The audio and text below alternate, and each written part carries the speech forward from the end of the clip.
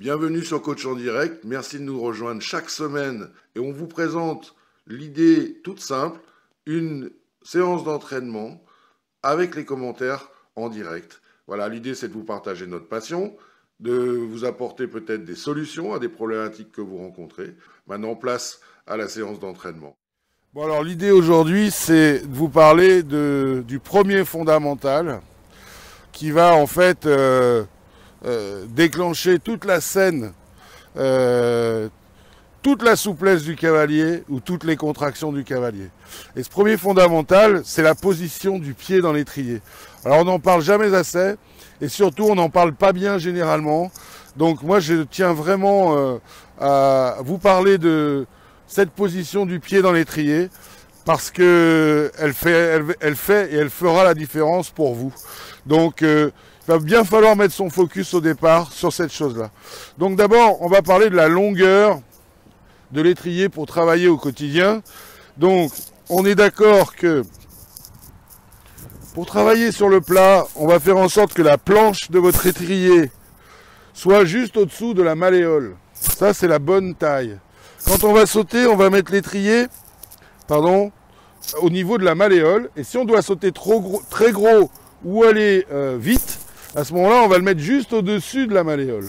Donc ça, c'est très important. Ok. Ensuite, là, on voit que l'étrier est au-dessous de la malléole. Qu'est-ce qu'on va faire? On va regarder comment on le chausse, cet étrier, pour obtenir de la stabilité, que la jambe se mette en place correctement et surtout que le dos soit relâché au bon endroit. Alors, le pied, quand on chausse son étrier, ce qui est très important, c'est que la branche interne touche juste derrière cet os qui se trouve ici, et vous voyez bien que la branche, elle colle le pied du cavalier. Ensuite, ce qui est important de faire, c'est que la branche externe soit au niveau du petit orteil du cavalier. Voilà, ce qui va en fait permettre à ce que cet étrier soit parfaitement perpendiculaire au cheval. Voilà, très très très important, ça c'est vraiment la base. Si vous avez un étrier chaussé ici, vous allez provoquer de la raideur. Si vous avez un étrier chaussé ici, vous allez manquer de souplesse d'amorti. Si l'étrier est comme ça, vous allez avoir une jambe qui va être bloquée, qui ne va pas pouvoir fonctionner correctement et qui parfois va gêner son cavalier. Donc bien, très important, on chausse l'étrier contre le pied du cavalier par rapport à la branche interne, la branche externe au niveau du petit orteil, et à ce moment-là, on est parfaitement perpendiculaire. Ensuite, ce qui est très important de voir, c'est que quand Axel va regarder son pied, par l'endroit, en passant par son genou, elle doit voir juste le bout de sa semelle. Si elle est là, elle est trop en avant. Si elle est là, elle est trop en arrière. Si elle est naturelle, et qu'elle regarde en haut et qu'elle voit juste le bout de sa semelle, à ce moment-là, c'est OK. Alors à partir de là, ce qui est important de savoir, c'est que la jambe, comment elle va fonctionner? En avant, quand on va devoir bouger les épaules, à la sangle, c'est-à-dire sous l'axe du centre de gravité du cavalier, là où il est posé sous ses fesses, ça c'est pour l'impulsion, pour vers l'avant, et vers l'arrière, ça c'est pour mobiliser les hanches, si on en a besoin. Voilà. Donc la jambe, elle n'est pas bloquée. Attention, ce qui est important, c'est que le cavalier doit apprendre à marcher, à trotter et galoper sans serrer ses jambes. On nous dit toujours, mettez des jambes, mettez des jambes. C'est faux, le cheval s'endort à la jambe. Donc la jambe, elle pose naturellement. Et elle va agir par touche. Et comme dirait Andy Boots, il a une image qui est très juste. Il dit que l'action de jambe commence par cette graduation-là, à savoir les poils, la peau, le muscle et l'os. Donc, si on a déjà la jambe dans le muscle, on perd tout un panel d'actions précises et fines. Le cheval répond mieux à une mouche qui se pose sur son poil qu'à un poing qui lui rentre dans les côtes. Voilà. Ça va être, il va réagir beaucoup plus par rapport au toucher du poil par la mouche. Voilà, pour la petite histoire. Alors, si cette jambe est en place comme actuellement, ce qui va se passer, c'est que la cuisse va être sur le plat. Et le bas du dos doit être relâché. C'est-à-dire que le bas du dos, il doit avoir la position d'un point d'interrogation à l'envers. Trop de cavaliers creusent le dos ici, ce qui est une erreur totale. Vous allez creuser le dos de vos chevaux parce que vous allez vous bloquer. Tous les grands cavaliers se tiennent droit ici, d'accord, et relâchent le bas du dos. Si vous ne relâchez pas le bas du dos, le dos de votre cheval ne pourra pas passer, ne pourra pas fonctionner. Voilà, ça c'est la chose très très importante. Ok, alors quand on va se mettre en équilibre, tu vas déjà te mettre en équilibre. Voilà, ne sois pas, relâche-toi, bloque pas tes jambes, n'appuie pas trop sur tes talons, baisse un petit peu plus tes fesses. Voilà, là elle met plus de poids dans la selle, elle est en équilibre. Alors elle sourit parce que sinon on va croire qu'elle force. D'accord? Voilà, ça c'est une position qui est ok. Ce qui est très important, c'est qu'on ne serre pas, on reste mou. Voilà, relâché. Ok, tu te rassieds. Voilà, tu te mets en équilibre. Ça demande finalement très peu d'effort. Voilà. Si elle avait sa jambe ici, mets-toi en équilibre. Là, ça demande un effort. Et elle n'y arrive pas, elle se bloque. Et si elle a sa jambe ici, elle va être obligée de serrer ses genoux, pour pouvoir se tenir. Donc la jambe est à sa place naturellement. On appuie sur l'intérieur de la branche. On a bien la branche à l'intérieur du pied, de l'os, derrière l'os, et perpendiculaire au cheval. Voilà pour l'étrier. On en a tout dit, mais c'est le fondamental le plus important. C'est-à-dire que si vous n'avez pas ça, toute la chaîne ensuite est déstabilisée. Ok?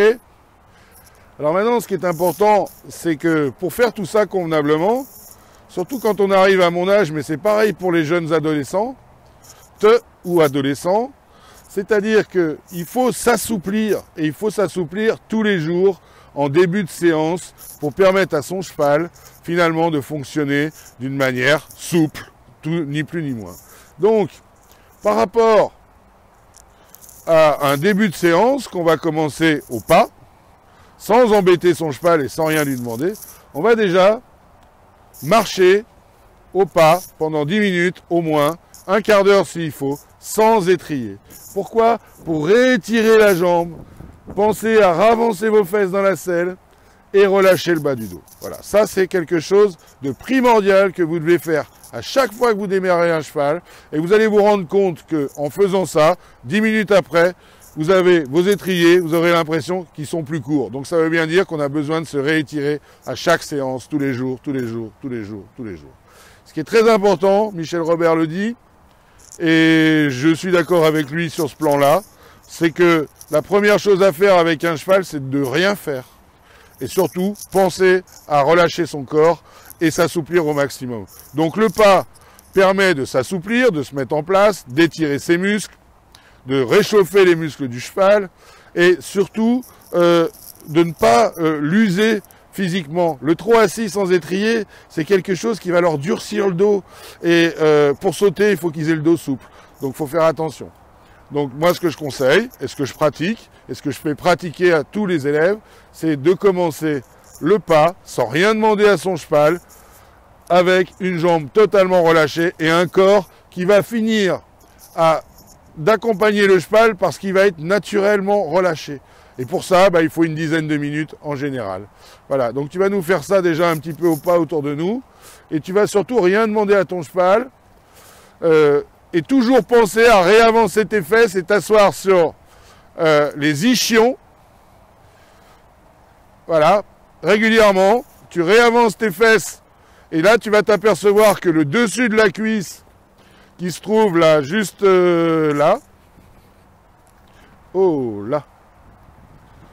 Donc, bien avancer ses fesses jusqu'à ce que la jambe soit réattirée comme ça un petit peu pour la faire se réétirer vers le bas. Donc régulièrement, c'est ce qu'on va faire au départ. Et surtout pas embêter le cheval. Par la même occasion, ce qu'on va faire, c'est qu'on va faire des grands cercles avec ses chevilles.